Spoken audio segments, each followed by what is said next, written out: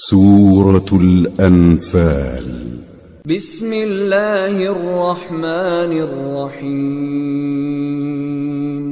شروع اللہ کا نام لے کر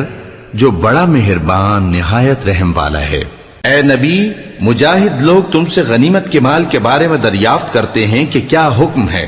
کہہ دو کہ غنیمت اللہ اور اس کے رسول کا مال ہے، تو اللہ سے ڈرو اور آپس میں صلح رکھو، اور اگر ایمان رکھتے ہو تو اللہ اور اس کے رسول کے حکم پر چلو۔ مومن تو وہ ہیں کہ جب اللہ کا ذکر کیا جاتا ہے تو ان کے دل ڈر جاتے ہیں، اور جب انہیں اس کی آیتیں پڑھ کر سنائی جاتی ہیں تو ان کا ایمان اور بڑھ جاتا ہے،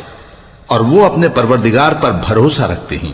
اور وہ جو نماز قائم کرتے ہیں اور جو مال ہم نے ان کو دیا ہے اس میں سے نیک کاموں میں خرچ کرتے ہیں، یہی سچے مومن ہیں،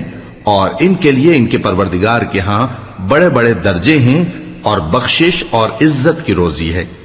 ان لوگوں کو اپنے گھروں سے اسی طرح نکلنا چاہیے تھا جس طرح تمہارے پروردگار نے تم کو تدبیر کے ساتھ اپنے گھر سے نکالا، اور اس وقت مومنوں کی ایک جماعت ناخوش تھی، وہ لوگ حق بات میں اس کے ظاہر ہونے کے بعد تم سے جھگڑنے لگے، گویا موت کی طرف ہانکے جاتے ہیں اور اسے دیکھ رہے۔ اور اس وقت کو یاد کرو جب اللہ تم سے وعدہ کرتا تھا کہ ابو سفیان اور ابو جہل کے دو گروہوں میں سے ایک گروہ تمہارے لیے مغلوب ہو جائے گا، اور تم چاہتے تھے کہ جو قافلہ بے شان و شوکت یعنی بے ہتھیار ہے وہ تمہارے ہاتھ آ جائے، اور اللہ چاہتا تھا کہ اپنے فرمان سے حق کو قائم رکھے اور کافروں کی جڑ کاٹ دے، تاکہ سچ کو سچ اور جھوٹ کو جھوٹ کر دے،